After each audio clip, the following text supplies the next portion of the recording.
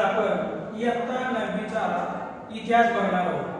इयत्ता 9वीच्या इतिहासामध्ये जे पहिलं प्रकरण आलेलं आहे इतिहासाची साधने,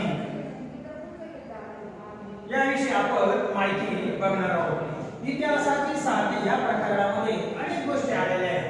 यामध्ये लिखित साधने, वृत्तपत्रे, प्रेस ट्रस्ट ऑफ इंडिया अर्थात पीटीआय, टपाल तिकिटे, त्यानंतर भौतिक साधनांमध्ये नाणी, संग्रहालय आपल्याला बघायचे। त्यानंतर मौखिक साधनांमध्ये दूरश्राव्य साधने, film and television institute of India, त्याला आपण FTII असे म्हणतो।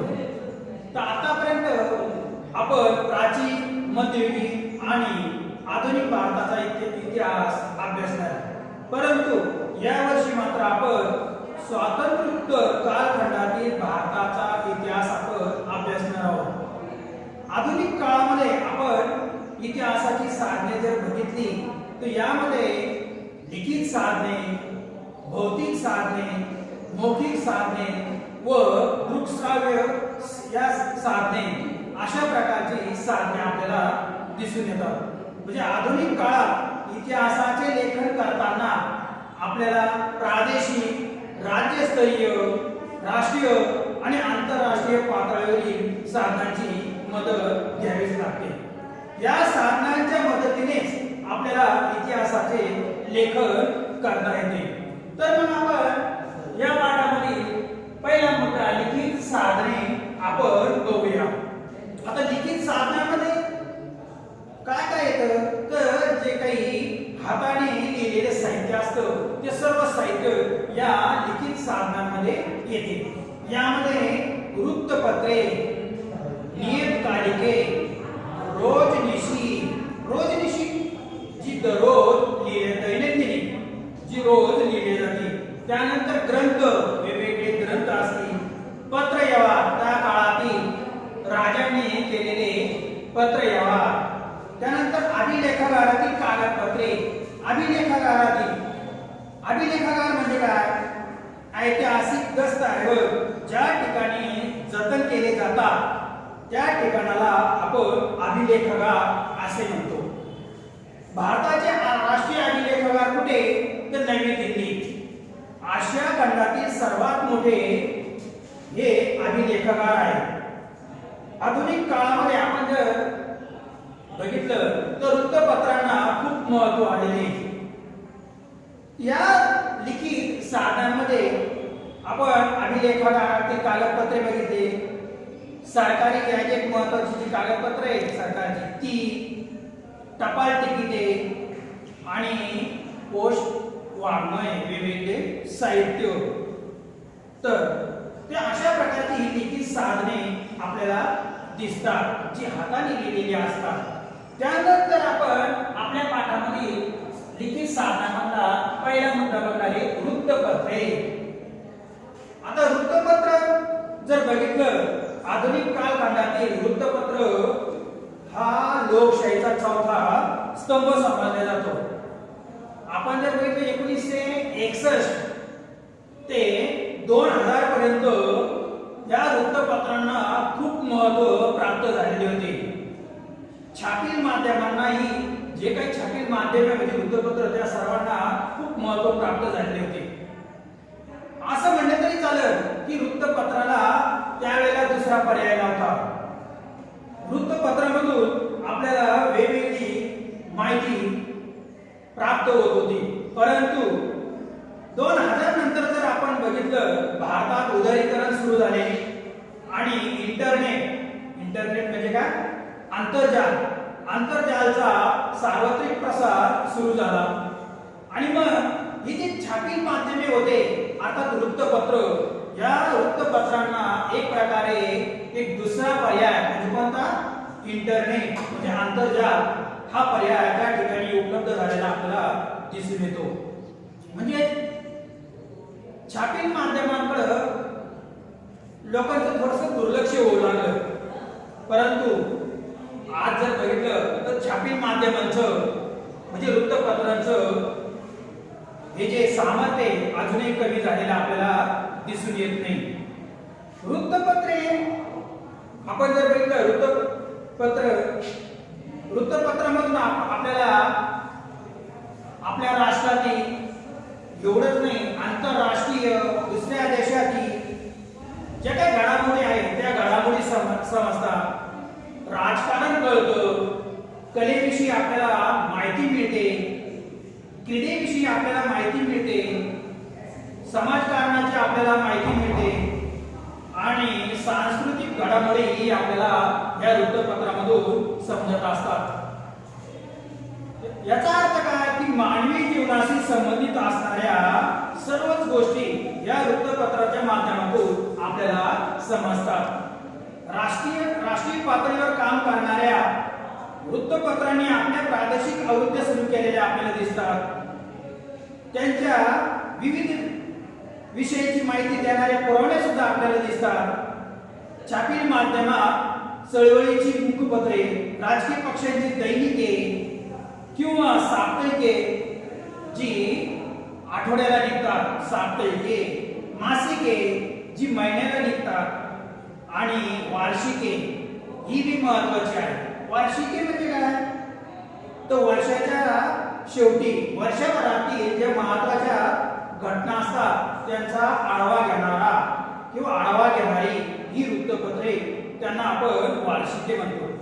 तर अशा प्रकारे ही वार्षिके काढली जातात.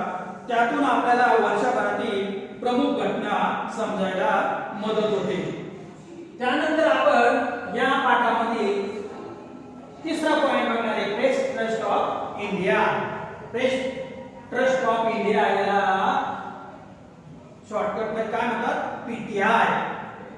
तर या पीटीआय म्हणजे काय नेमकी ते आपण समजून घेतलं पाहिजे. 1953 नंतर भारतातील बहुसंख्य वृत्तपत्रांसाठी सर्व महत्त्वाच्या घटनांचे प्राथमिक तपशील, महत्त्वाच्या विषयावरील काही लेख यासाठी प्रेस ट्रस्ट ऑफ इंडिया म्हणजे पीटीआय हा एक महत्त्वाचा स्रोत मानला जातो. कारण प्रेस ट्रस्ट ऑफ इंडियाने वृत्तलेख, त्यानंतर छायाचित्रे, आर्थिक, वैज्ञानिक विषयावरचे लेख वृत्तपत्रांना पुरवलेले आपल्याला दिसतात. म्हणजे प्रेस ट्रस्ट ऑफ इंडिया हे वेगवेगळे जे काही लेख असतील ती सर्व लेख हे वृत्तपत्रांना पुरवित होते. आता जर बघितलं आता या पीटीआय म्हणजे प्रेस ट्रस्ट ऑफ इंडिया काय इंडियाने ऑनलाईन सेवा सुरू केलेली आहे. म्हणजे त्यांनी पीटीआयने आता आपल्यामध्ये प्रगती केलेली आपल्याला दिसून येते. ऑनलाईन सेवा करून टीव्ही प्रिंटर्स ऐवजी उपग्रह प्रसारण तंत्राद्वारे देशभर बातम्या पाठवायला पीटीआयने सुरुवात केलेली आहे. आधुनिक भारताचा इतिहास लेखण्यासाठी हा अत्यंत महत्त्वाचा मजकूर या ठिकाणी समजला जातो. त्यानंतर मित्रांनो आपण जर बघितलं चौथा जो पॉइंट आहे या पुस्तकातला टपाल तिकिटे हा मुद्दा बघण्याच्या अगोदर आपल्याला या पुस्तकामध्ये चौकटीमध्ये काही छापील माहिती आलेली आहे. त्याला म्हटलेले माहित आहे का तुम्हाला. ही माहिती सुद्धा आपल्याला खूप महत्वाची. ही माहिती सुद्धा आपण वाचून काढायची. काय सांगितलेले या चौकटीमध्ये त्यामध्ये असं म्हटलेले की छापील माध्यमात भारत सरकारच्या प्रकाशन विभागातर्फे काढण्यात येणाऱ्या वार्षिकामधील माहिती विश्वसनीय असते. अर्थात जी काही छापील माहिती भारत सरकारच्या प्रकाशन विभागातर्फे छापली जाते ना ती माहिती जी आहे ना ती वर्षाच्या शेवटी छापली जाते. म्हणजे वर्षभरातल्या सर्व गोष्टींची नोंद, महत्त्वाच्या गोष्टींची नोंद त्यामध्ये घेतलेली असते आणि ही माहिती अत्यंत विश्वसनीय असते असं म्हटलेले. उदाहरण दिलेले त्यांनी माहिती व प्रसारण खात्याने इंडिया 2000 हा वार्षिक संदर्भ ग्रंथ प्रसिद्ध केला. हा जो ग्रंथ आहे हा ग्रंथ संशोधन, संदर्भ व प्रशिक्षण या विभागाच्या अंतर्गतामध्ये त्यांनी तो तयार केलेला आहे. मग या ग्रंथामध्ये काय सांगितलेले, कोणती माहिती दिलेली आहे तो भूमी, लोक, राष्ट्रीय प्रतीके, राजकीय व्यवस्था, संरक्षण, शिक्षण, सांस्कृतिक घटना, विज्ञान व तंत्रज्ञानातील घडामोडी, पर्यावरण, आरोग्य व कुटुंब कल्याण, समाज कल्याण, प्रसार माध्यमे, मूलभूत आर्थिक माहिती, अर्थपुरवठा, नियोजन, कृषी, जलसंधारण, ग्रामीण विकास, अन्न व नागरी पुरवठा, ऊर्जा, उद्योग, व्यापार, वाहतूक, संदेशवहन, श्रम, गृह योजना, न्याय व विधी, युवा व क्रीडा विभाग इत्यादी क्षेत्रातील घटनांचा आढावा यामध्ये घेतलेला आपल्याला या वार्षिक जी माहिती काढलेली आहे त्यामध्ये सर्व गोष्टींचा आढावा घेतलेला आपल्याला दिसतो. सर्वसाधारण उपयुक्त माहिती जी आहे त्यांचा समावेश केलेला आपल्याला दिसून येतो. अशा माहितीच्या आधारे आपल्याला इतिहास लिहिणं अत्यंत सोपं होतं. तर मग आता या पाठातील आपण जो चौथा मुद्दा आहे टपाल तिकिटे तो आपण बघणार आहे. लिखित साधनांमधील मुद्दा टपाल तिकिटे. टपाल तिकिटे स्वतः काही बोलत नसली तरी पण येथे इतिहासकार जे असतात ना ते इतिहासकार त्यांना बोलके करतो. भारत स्वतंत्र झाल्यापासून तर आजपर्यंत टपाल तिकिटामध्ये वेगवेगळे बदल झालेले. टपाल तिकिटाच्या आकारामध्ये बदल झाला आहे. टपाल तिकिटावर कोणता रंग वापरायचा आहे त्याच्यात बदल झालेला आहे. आता त्याच्यात नाविन्यता त्यामध्ये दाखवली. रंगसंगती तुम्हाला सांगितले त्याच्या रंगात बदल झालेला आहे. बदलत्या काळाविषयी हे जे टपाल तिकिटे बदलत्या काळाविषयी आपल्याला माहिती देत असतात. टपाल खाते राजकीय नेत्यांवर, फुलांवर, प्राणी पक्ष्यांवर, एखाद्या घटनेवर, एखाद्या घटनेच्या रौप्य, सुवर्ण, अमृत महोत्सव, शतक, द्विशतक, त्रिशतक पूर्तीनी हे टपाल तिकिटे काढले जातात. तो इतिहासाचा मौल्यवान ठेवा समजला जातो. तर अशा प्रकारे टपाल तिकीट हे स्वतः जरी बोलत नसली तरी मात्र इतिहासकारांनी त्याला त्या टपाल तिकिटांना बोलणी केलेली आहे. तर त्यानंतर पुन्हा आपल्या याच पाठामध्ये आपण जर बघितलं तर चौकटीमध्ये पुन्हा काही माहिती आलेली आहे. माहित आहे का तुम्हाला या सदराखाली पुन्हा चौकटीमध्ये काही माहिती आलेली आहे.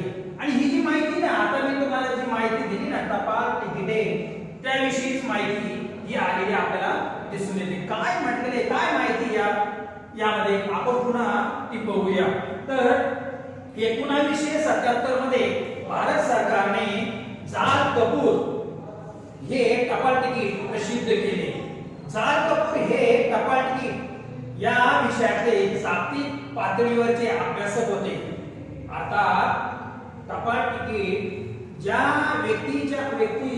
टपाल तिकीटवर ज्या व्यक्तीचा फोटो त्या ठिकाणी टाकलेला आहे ते आहे जाल कपूर. आणि कोण होते जाल कपूर? तर जाल कपूर हे टपाल तिकीट या विषयातले जागतिक पातळीवरचे एक अभ्यासक होते.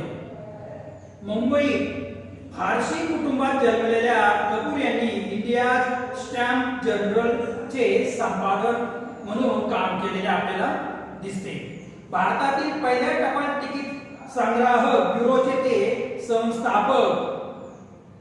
संस्थापकही होते ही आपल्याला लक्षात येतं. त्यांनी एम्पायर ऑफ इंडिया फिलाडेल्फिक सोसायटीची स्थापना केलेली ही आपल्याला लक्षात येते. अर्थात ही अत्यंत महत्त्वाची व्यक्ती असल्यामुळे टपाल तिकिटावर त्यांचा फोटो हा छापलेला आपल्याला दिसतो. तर अशा प्रकारे टपाल तिकीट संग्राहक अशी कारकिर्दीची सुरुवात करून जागतिक पातळी गाठणाऱ्या कपूर यांचे योगदान समजण्यास त्यांच्या काढलेल्या टपाल तिकीट वर जे काही त्यांचं चित्र काढलेले त्यावरून आपल्याला त्यांच्या कामाची माहिती किंवा त्यांचं महत्त्वही आपल्याला हे टपाल तिकीट देते. त्यानंतर आपण या आपल्या इतिहासाची साधने या पाठामधला पुढचा मुद्दा बघायचा आहे तो म्हणजे भौतिक साधने। बघा आपण इतिहासाची एक एक साधने बघतो, लिखित साधने आपण बघितली, आता बघतोय भौतिक साधने। भौतिक साधने यामध्ये आपण जर बघितलं तर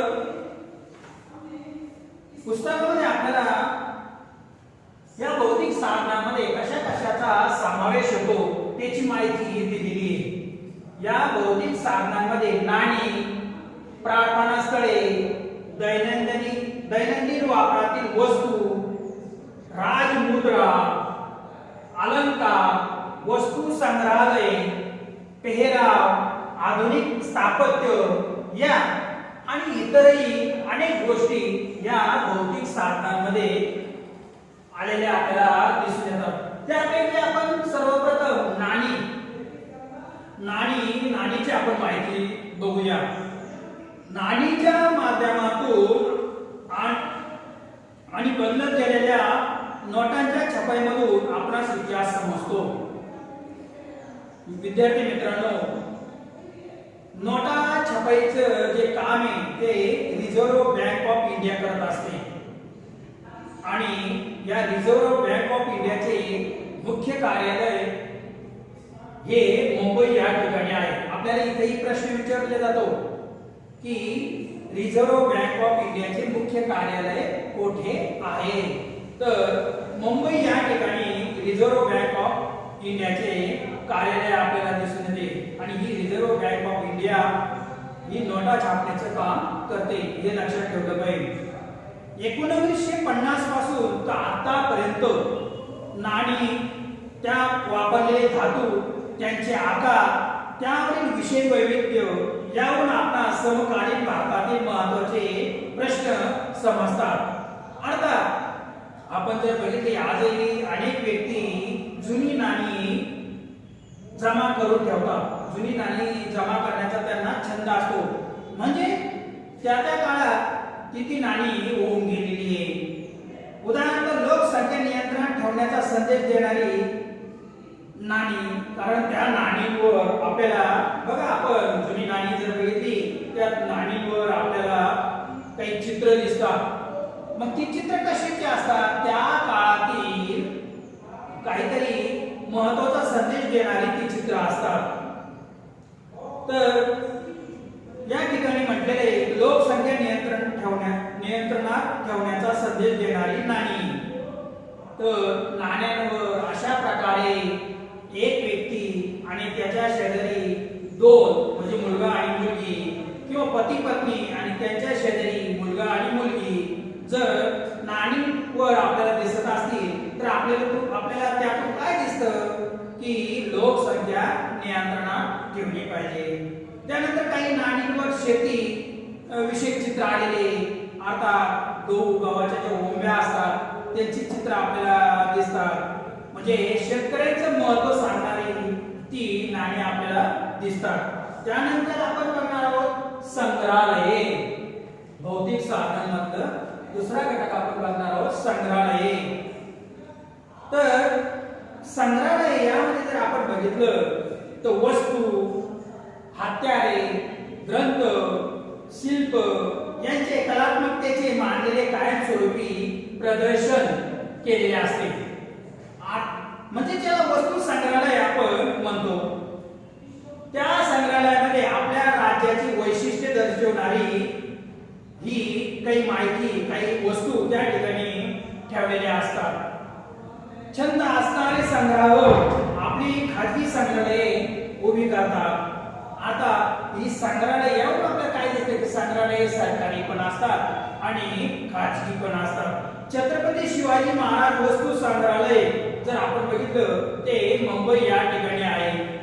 रिझर्व्ह बँकेची संग्रहालय सुद्धा, रिझर्व्ह बँक जे आहे ना त्या रिझर्व्ह बँकेचे स्वतःचं संग्रहालय सुद्धा आहे, ते पुणे या ठिकाणी आहे, हे आपल्याला लक्षात येतं। इतिहास लेखक व अभ्यास करणाऱ्यांना ही संग्रहालय अतिशय महत्त्वाची, कारण जे कोणी इतिहास लेखन करतात, इतिहासकार, त्यांना त्या संग्रहालयामध्ये गेल्यानंतर हवी असणारी हव्या असणाऱ्या वस्तू त्या ठिकाणी त्यांना पाहायला मिळतात आणि म्हणूनच म्हटलंय की इतिहास लेखन करण्यासाठी ही संग्रहे अत्यंत महत्त्वाची ठरतात. त्यानंतर आपण दुसरा मुद्दा, या पाठातील दुसरा मुद्दा पाहणार आहे तो म्हणजे मौखिक साधने. या मौखिक साधनांमध्ये आपल्याला दृक्श्राव्य साधने आणि इतर सर्व माहिती आपल्याला बघायची आहे. तर आपण आता मौखिक साधने बघू. तर मौखिक म्हणजे तोंडी, याला काय आधार नसतो, ते काही लिहून ठेवलेलं नसतं. या साधनांमध्ये काय काय येतं मग? मौखिक म्हणजे तोंडी, जे काही तोंडी सांगितलेले त्यामध्ये लोककथा, लोकगीते, म्हणी, ओव्या या सर्वांचा समावेश हा मौखिक साधनामध्ये होतो. उदाहरणार्थ संयुक्त महाराष्ट्र चळवळीत लोकशाहीर अण्णा भाऊ साठे, शाहीर अमर शेख यांच्या पोवाड्यातून कार्यकर्त्यांना प्रेरणा मिळत असते. विद्यार्थी मित्रांनो, आपण बघतो ही मौखिक साधने पूर्वीच्या काळी आपण जर बघितलं खेडेगावामध्ये या स्त्रिया ज्या आहे ना त्या सकाळी सकाळी लवकर उठत आणि त्यांच्या घरामध्ये जातं असायचं दळण दळण्यासाठी आणि त्या जात्यावर ओव्या म्हणत, गाणी म्हणत आणि मग त्यांचे ते गाणे कुठे लिहिलेले आपल्याला दिसत नाही किंवा लिहून ठेवलेले मिळवते.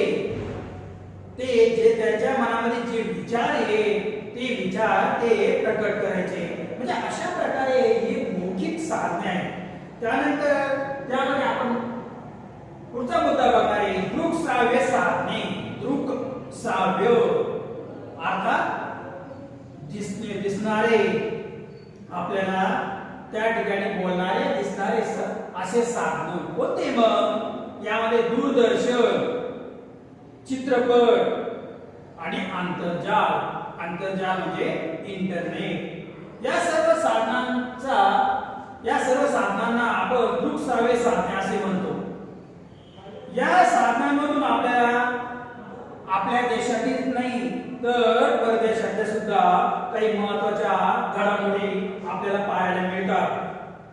या दूरदर्शनावर आपण जर बघितलं देशी आणि परदेशी वाहिन्या आपल्याला दिसतात. त्यामध्ये हिस्ट्री चॅनल, डिस्कवरी आपल्याला बघायला मिळतो.